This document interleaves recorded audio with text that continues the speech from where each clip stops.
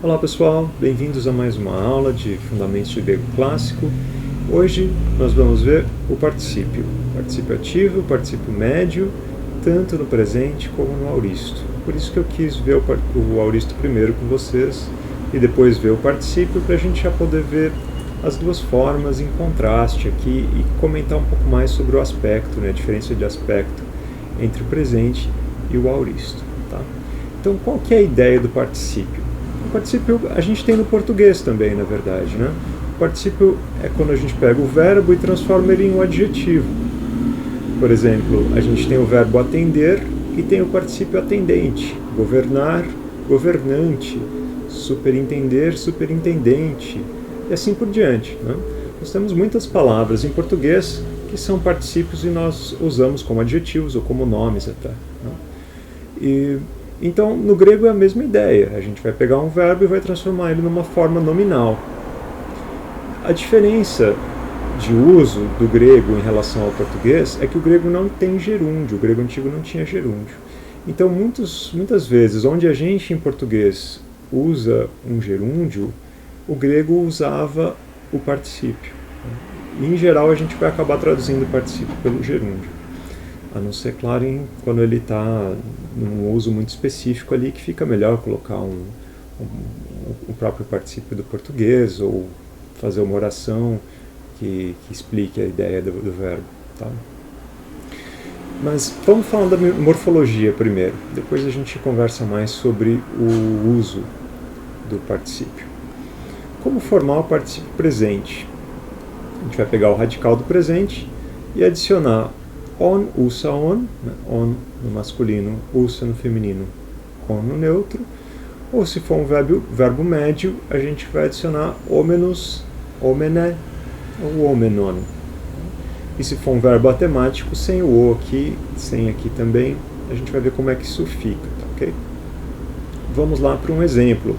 O exemplo mais básico é o do verbo ser, porque o particípio do verbo ser, verbo eimi, ser, estar, existir, é justamente as terminações dos particípios presentes temáticos. Ele fica só com a terminação, o que outros verbos vão ter o radical mais a terminação.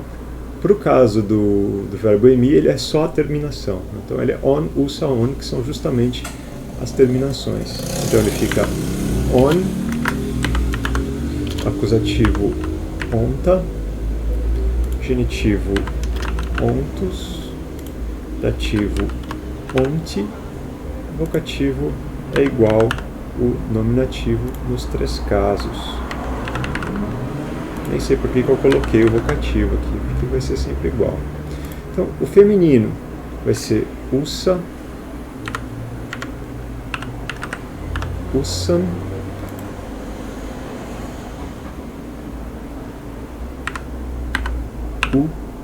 usas,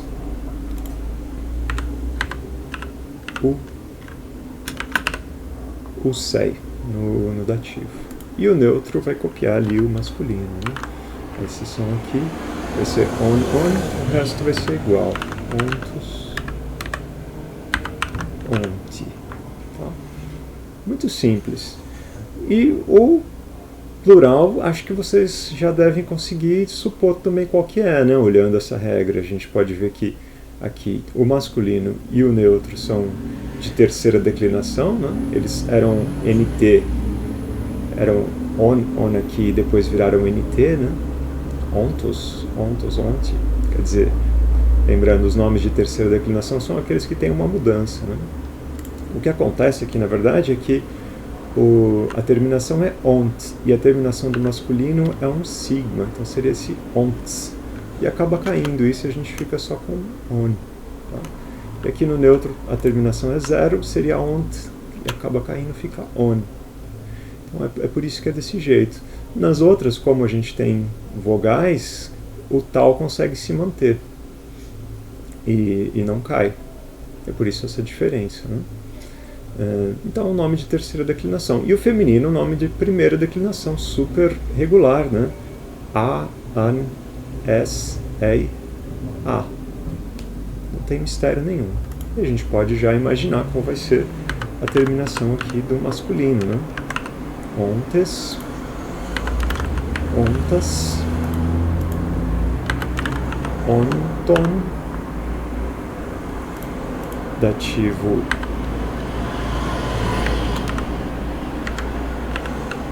usi, vocativo ontes, feminino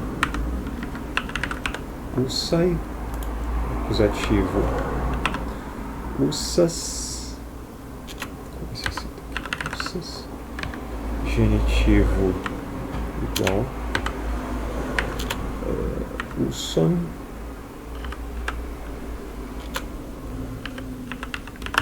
som com acento, uson, dativo usais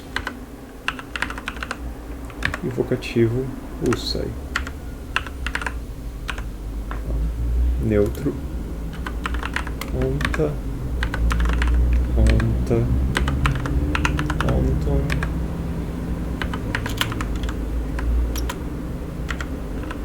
usi, onta.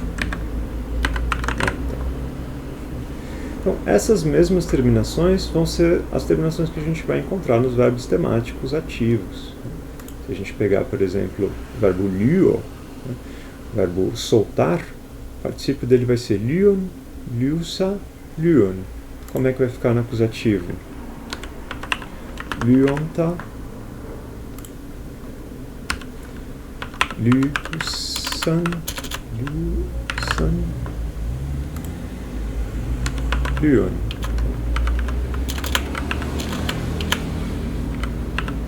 E assim por diante. Se vocês simplesmente reproduzirem aqui as terminações do verbo emi, vocês vão ter todas as terminações do particípio do verbo lyö. Eu vou deixar para vocês fazerem, que nem eu fiz da outra vez, eu acho que fica mais produtivo do que eu ficar fazendo aqui uma coisa que vai ficar tediosa para vocês.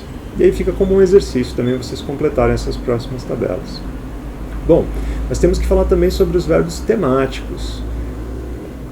Os verbos temáticos contratos, que eles também vão dar um trabalhinho pra gente, porque vocês vão fazer a contração. O verbo timar, honrar, o particípio dele timar, honrando, né? Vai ficar timon, timausa, vai ficar timossa e timaon, timon. O resto também super regular, vão ser as mesmas terminações, só que fazendo as contrações. Vou deixar também para vocês fazerem. Poieo, a mesma coisa, o verbo fazer virar poion, poiusa, poiun.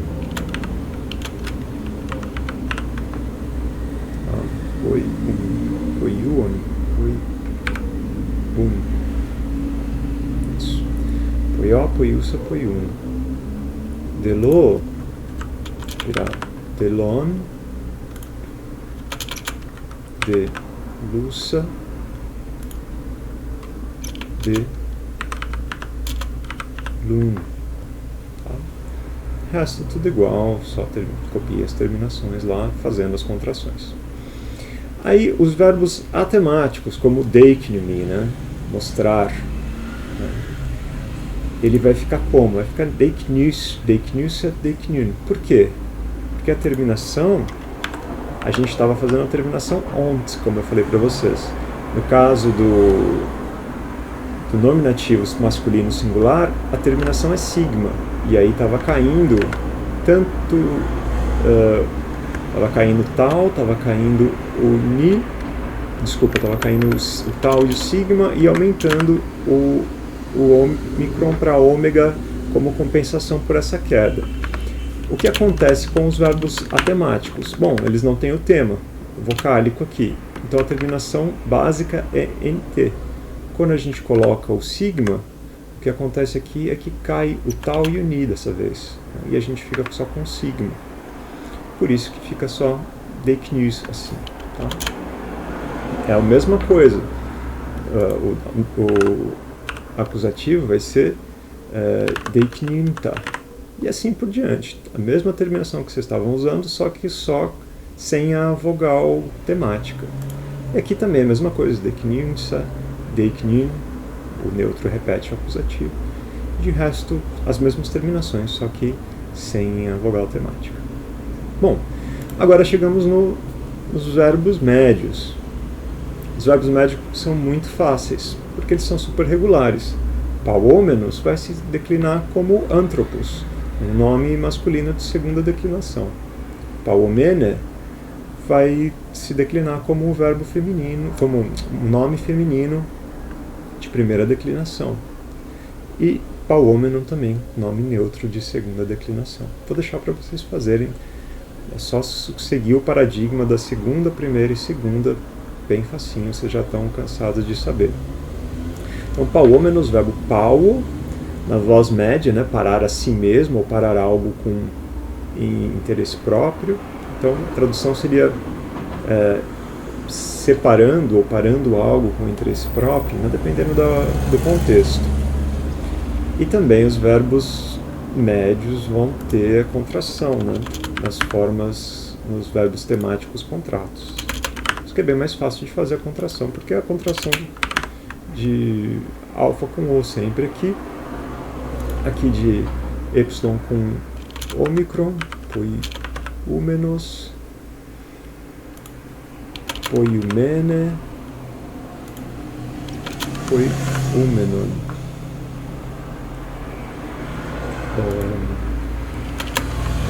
Lúmenos, lumene, lumenon. Tá. E também os atemáticos, mesma coisa, só não tem a vogal temática, deknumenos, deknumene, deknumenon, né? Se mostrando ou mostrando algo com interesse próprio.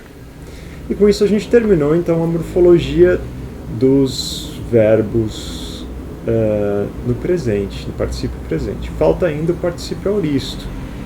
O particípio auristo é bem fácil de fazer também. O radical, lembrando que a gente tem dois tipos de auristo, né, radical e sigmático. O radical vai ser com as mesmas terminações que a gente usou agora no presente, e o sigmático vai ser um pouquinho diferente. Vamos lá primeiro para o radical. Tomando, por exemplo, aqui o verbo treco, né, o verbo correr. Treco, eu corro. O auristo de treco é edramon. Para a gente formar o particípio, a gente vai tirar o aumento temporal, porque o aumento só existe no indicativo. Então, no imperativo, no subjuntivo, no optativo e nas formas nominais, e nas formas finitas, né? Nas formas infinitivas e nas formas nominais, ele não vai ter aumento temporal. Então a gente ficou só com dra como radical auristo, né? Era edramon, a gente fica com dram. Desculpem. Era edramon, ficamos com dram. E a gente vai colocar a terminação do verbo treco, né? Então, edramon, eu corri. Dramon, tendo corrido. Vou falar mais sobre isso depois. Essa diferença entre a tradução do particípio presente e a tradução do particípio auristo. Aguentem aí. Vamos falar primeiro da morfologia. Dramon, dramussa, dramon, mesmo paradigma, dramonta e assim por diante, não tem segredo nenhum. A voz média também. Aqui, por exemplo, o verbo lambano, né? Tomar. Auristo, elabon. A gente tira seria isso aqui, né? O auristo dele. Elabon, eu tomei. A gente vai tirar o aumento temporal, tirar a terminação e colocar a terminação de particípio. Ficou labômenos, labomener, labômeno. Também podem fazer aqui a flexão, não tem nenhum segredo. Daí a gente chega no auristo sigmático, o particípio auristo sigmático. A terminação dele é assim, NT, que nem a gente viu no outro. O que vai acontecer? A terminação masculina é sigma. Vai cair isso aqui, a gente vai ficar só com sigma. Por isso, poiessas. O feminino poiessassa e o neutro poiessan. Daí aqui, o que vai ser? Santa. aqui, foi essa san, que vai ficar igual, foi essa. E assim por diante. Vai ser anta, genitivo antos, dativo anti, e assim por diante. Vocês podem já presumir qual que vai ser a declinação. Esse aqui é de terceira, esse também é de terceira, aqui é de segunda declinação, bem irregular. E voz média é a mesma coisa, né? Poiesamenos, poiesamene, poiesamena. Daí a gente tem que falar também sobre particípios irregulares. A gente já falou sobre um deles, né? O verbo eimi. Particípio on, usa on, sendo, estando, existindo. O verbo erkomai usa o radical daquele verbo acessório do futuro, o verbo eimi, ele usa aqui no presente. Ion, iusa, ion. Vejam como é parecido com emi, tomem cuidado. E o verbo oida, eidos, eiduia, eidos, bem diferente também. Toma cuidado. Por fim, verbos com complemento no particípio. A gente tem lantano, ftano, tincano, phainomai, pauo, pauomai. Esses verbos todos vão pedir complemento no particípio. O verbo lantano, passar despercebido a alguém fazendo alguma coisa. Então, essa ação que você está fazendo vai no particípio. Por exemplo, lantano se trecon. Eu passo despercebido a ti correndo. Quer dizer, eu estou correndo e eu passo despercebido. Você não nota que eu passei por você correndo, né? O complemento do verbo, que vai dizer a ação que eu estou fazendo para passar despercebido, vai no particípio. Aqui a gente pode repetir a mesma coisa e vai dar certo também, né? Phtanos se trecon. O verbo phthano tem o sentido de adiantar-se em relação a alguém fazendo alguma coisa. Então, eu me adianto a ti correndo, né? Eu estou correndo e me adianto a ti. Tincano é calhar de fazer alguma coisa. Por exemplo, tincano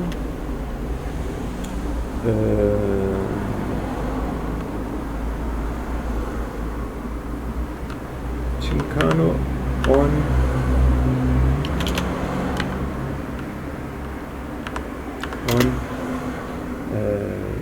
calhando de estar, calhando de ser em algum lugar. Tincano en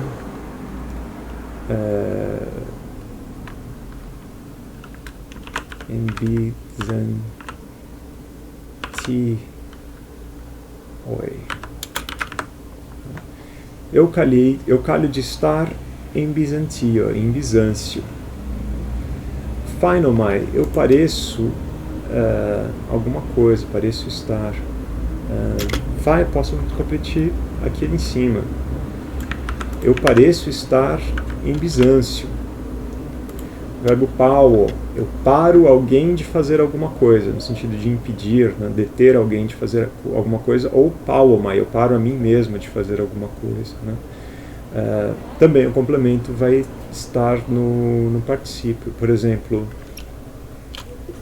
pauo se trecontar, né?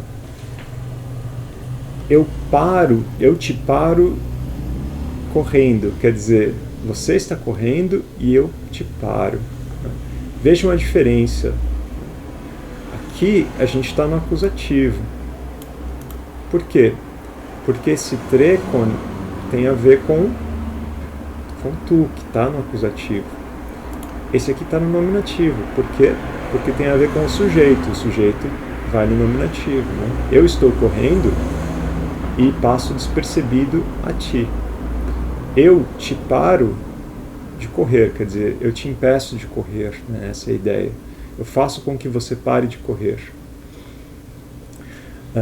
Então, a gente, quando vai usar o particípio, a gente tem que tomar cuidado também de decliná-lo no caso correto em relação tanto ao contexto quanto ao complemento, a quem ele está complementando, se é o sujeito ou se é o objeto. Tá? E daí a gente faltou falar da diferença entre o particípio presente e o particípio auristo. A gente pode ver aqui facilmente. Por exemplo,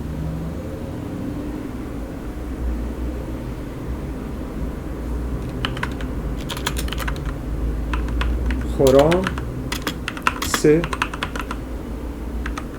treconta. Qual é o sentido disso? Eu te vejo correndo, você está correndo e eu estou vendo. E se eu digo Choró se dramonta? É o mesmo verbo, lembra? Treco, correr, e dramon, eu corri. Então, aqui a gente está falando do mesmo verbo, só que com uma diferença de aspecto. O primeiro particípio é presente, o segundo particípio é auristo. O primeiro tem uma noção, o particípio presente tem uma noção de duração, ele é uma ação que continua. Se tu estás correndo e eu te vejo. Agora, eu olho para ti, tu tendo corrido, né? A ação está fechada. Eu olho para você, você está todo suado, eu sei que você correu, né? Eu olho para você corrido, essa é a ideia. Eu olho para você corrente, no sentido você está correndo, eu olho para você corrido. Você está corrido no sentido que você está no momento com atributos que me dizem que você sofreu ou se fez a ação de correr. É mais ou menos essa a ideia. A gente vai usar o particípio também para formar frases, como eu falei para vocês, mais ou menos como a gente usa o gerúndio em português. Por exemplo, trecon,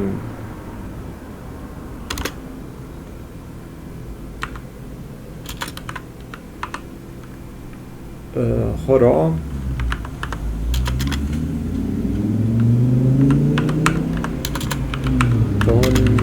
sofone. Eu estou correndo, eu vejo o sábio, quer dizer, eu estou correndo, né, no caso. Mas eu poderia colocar trecontar. Correndo, eu vejo o sábio. Agora quem está correndo é o sábio, porque está no acusativo. Tá? Então eu vejo o sábio, ele está correndo. Aqui era, eu estou correndo, eu vejo o sábio. E a gente pode fazer com o verbo no particípio. Desculpa, um particípio auristo. Dramon, choroton sofone. Eu estando corrido, né? Eu tendo corrido, estou suado, eu acabei de correr, vejo o sábio. Posso colocar dramonta também, né? Dramonta.